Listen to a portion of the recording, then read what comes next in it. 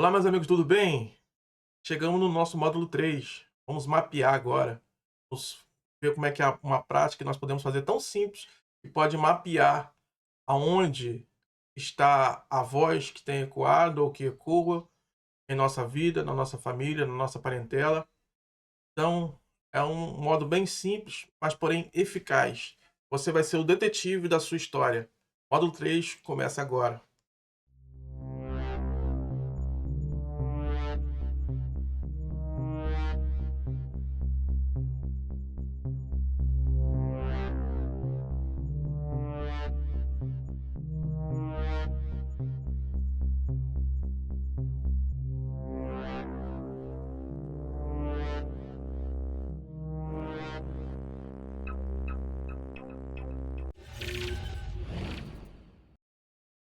Nesse módulo 3, agora então vamos tratar. É uma coisa bem simples, é um trabalho que você pode fazer bem simples, mas porém muito eficaz. Trata de tratar de informações como um detetive, pega informação aqui, outra ali, e logo já vai anotando, tentando entender o que está acontecendo em volta. Então esse é um dos pontos que nós vamos tratar agora nesse módulo 3, mapeando ou sendo detetive da minha história. Então nesse método de trabalho é bem simples. Nós vamos tratar na área emocional e espiritual para tentar descobrir ou desvendar qual é essa voz que tem ecoado na sua família, na sua geração, de pai para filho, de avô para neto e assim sucessivamente. Talvez você tenha transferido para seus filhos as dores, males que você carrega, que foi dado lá de trás pelo seu pai, que herdou do seu avô, que herdou do seu tataravô e assim sucessivamente tem chegado a você e tem chegado agora na geração, que são seus filhos, seus netos, próxima geração futura, mas sabe que nós podemos calar essa voz.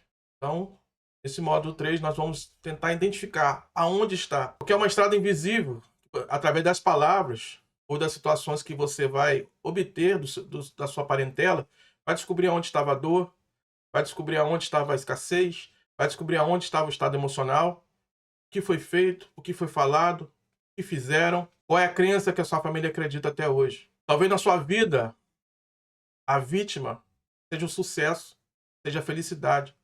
E no momento que você chega até ele, de repente tudo acaba.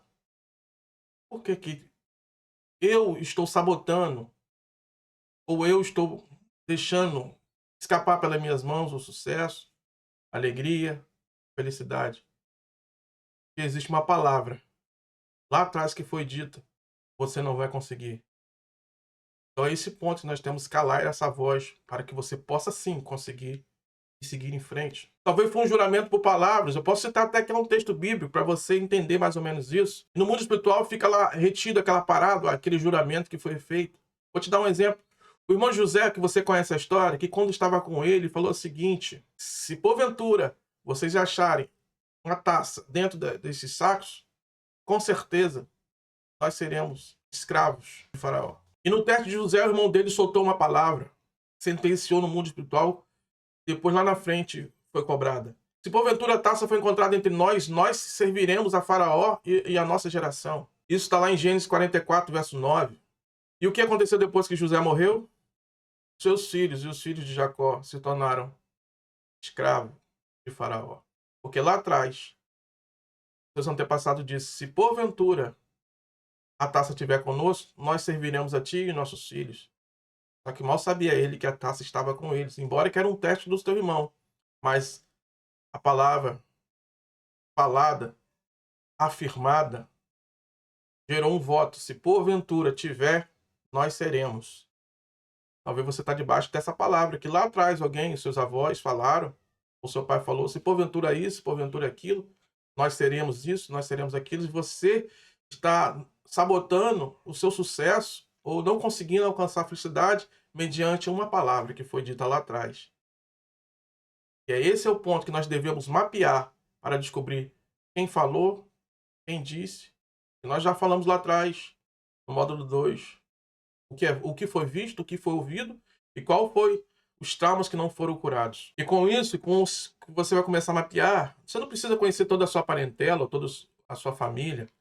Comece com você mesmo, feche os olhos, lembre de situações que aconteceram com seus pais, que você presenciou com seus avós. Talvez o silêncio pode contar uma história mais alta do que uma pessoa falando ao pé do seu ouvido. Então, uma das primeiras ferramentas é você escrever o que você lembra, ou que você viu, ou que você ouviu, ou traumas que foram colocados em você. Escreva lá. Parte de você primeiro. Depois você procura sua tia, sua mãe, seu avô, seus avós, se estiverem vivos. Ou pergunte a eles como que era a infância, como é que foi a sua infância quando você estava ainda morando com seu pai? Como é que foi a infância quando você estava com seus irmãos? Qual foi o que aconteceu? Ou o que aconteceu no período da sua infância, da sua adolescência? Isso você pode contar para sua mãe, para sua tia. Você então verá que talvez você está repetindo, nossa, eu passei por isso também. Isso aqui eu passei também. Sem saber, você está vivendo um roteiro de uma história que foi colocada em cima de você, essa carga espiritual. E assim, conversando com sua tia, você vai descobrir muitas coisas, com a sua mãe, como que foi a infância delas. Ou do seu pai, ou dos seus avós. Então começa simples, você, seus pais, seus avós. Você pode fazer uma pergunta tão simples. Houve alguma falência entre nós? A área financeira da nossa família foi atingida, foi com muita dificuldade, chegaram até aqui. Houve briga de heranças, um irmão porfiou com o outro por causa de uma herança que teria. Em relacionamentos, houve alguma traição? Por que se separaram? Houve muitas separações entre nossos tios, entre nossos avós, que chegou até nossos pais e tem chegado até a mim. Começa a mapear todos os momentos, seja financeiro, seja emocional. E por fim também a saúde. Quais são os vícios? Ou quais são as doenças que estão na nossa geração, nos nossos pais, nossos avós, nossos tios, em mim. Faz esse mapeamento. Quais são as doenças? Ou se alguém tem vício, quais são eles que têm se repetido? É verdade que tem uma história que fala que no cemitério é o lugar mais rico da Terra. Porque lá estão os livros que não foram escritos, são histórias que não foram contadas, são projetos que não foram para frente, são canções que não foram entoadas. E talvez a sua família teve perdas assim, como pessoas que tinham um futuro brilhante, mas talvez foi pai ou mãe cedo e teve que abandonar a carreira para cuidar da família, porque era um formato. Ou até mesmo no passado, quando a filha pudesse engravidar do noivo e não fosse casada ainda, o pai tirava ela de casa. Por fim, ela teve que trabalhar, abandonar os estudos para tentar crescer na vida e deixou o talento enterrado. E você vai ver que as pessoas começam e param, começam e param, começam e param. Aí, de repente, você vai olhar e vai dizer: eu também faço isso. Começa uma coisa, uma situação muda, eu mudo também o foco e paro, abandono e vou para um outro projeto. E começo outro projeto de novo e, de repente, paro de novo. Tá vendo? Você está vivendo.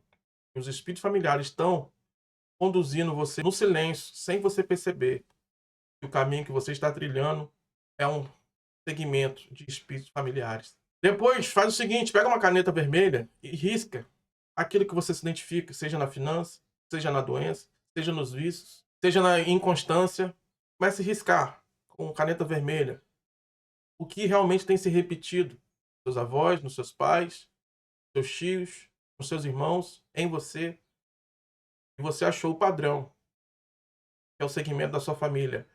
Você acabou de desvendar o espírito que age na sua geração, na sua parentela, nos seus pais, nos seus avós e em você. Porque talvez você pense, eu sou um gerador, eu falei palavras erradas. Você não é um criador de problemas ou de situações que têm gerado esses espíritos familiares. Você é um herdeiro e essa herança vem em silêncio e você não sabia. Como eu disse, esse módulo 3 é bem pequeno porque é uma ação entre você e a sua família e a sua parentela. Porque nós sabemos que a palavra pode dar e mudar uma vida ou dar uma sentença a uma pessoa. Para finalizar, para você entender o que eu estou falando. Em Gênesis, no capítulo 31, verso 32, você vai ver a história de Labão indo atrás de Jacó, porque um dos seus ídolos sumiu. E você sabe muito bem que Jacó amava Raquel, mas também a família de Raquel era uma família de idólatras. Então, quando o pai de Raquel, Labão, vai atrás de José e fala: você saiu da minha casa e levou meu ídolo? Jacó, jamais fiz isso. Pode procurar. Com quem tiver esse ídolo, que morra. Essa foi a frase dele. Sem saber que a sua esposa, a que ele amava, Raquel, e ela mentiu para o seu pai e disse: Quando o pai estava chegando na tenda dela, não entra, porque eu estou naqueles dias das mulheres. Ou seja, ela estava dizendo para o pai, não entra na minha tenda, ou não venha até perto de mim que eu estou menstruada. E ela tinha escondido o ídolo debaixo dela, debaixo da sua tenda. Passou-se os anos, ela teve um filho, chamado Benjamim. E você conhece a história, que quando ela foi dar à luz, a palavra veio. Jacó disse, quem tiver o ídolo, que morra.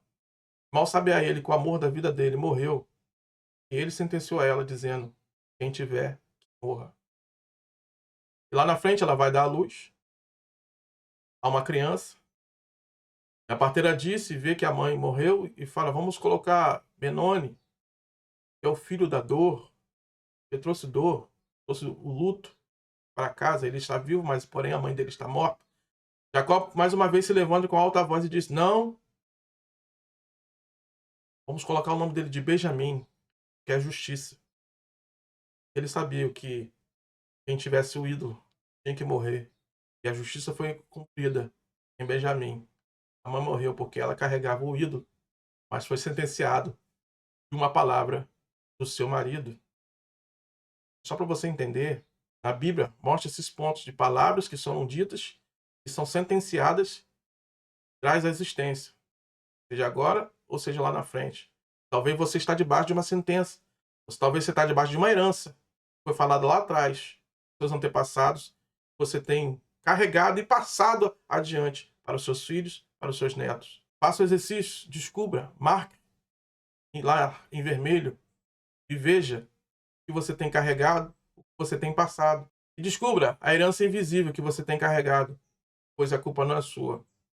Foi alguém lá atrás que falou, sentenciou e você está colhendo. Que Deus te abençoe. Vejo você no próximo capítulo.